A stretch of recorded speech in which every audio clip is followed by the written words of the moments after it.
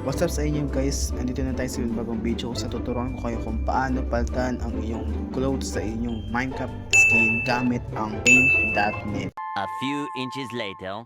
Nag-request nga pala ito ay si Lers MC, and kahit hindi naman yun ni-request, basta yun, anyway, so let's go. So meron din tayo ditong skin, so ito yung skin ko at ito yung gusto kong palitan na skin. So ganito lang yan guys, so import lang natin yung ating skin, yan. So makikita nyo, i-zoom natin. Kapag zoom nga pala dito ay control plus, so and ito naman yung clothes na gusto kong palitan sa aking skin. So hindi ko alam kung babagay ba to, pero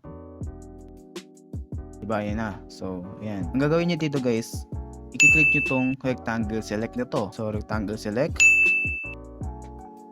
yan. So ang gagawin nyo, hit delete sa inyong keyboard, yan. Tapos ayan, tapos control X and then copy, then you can see right here, so my skin. So ang gagawin natin, save and then okay.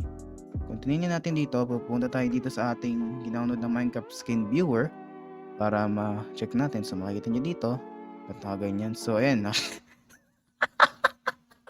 few inches later. So anyway, salamat sa panonood itong video na to. Ewan ko kung short lang ba to or hindi. Pero thank you so much for watching this video. Please subscribe and don't forget to smash the like button.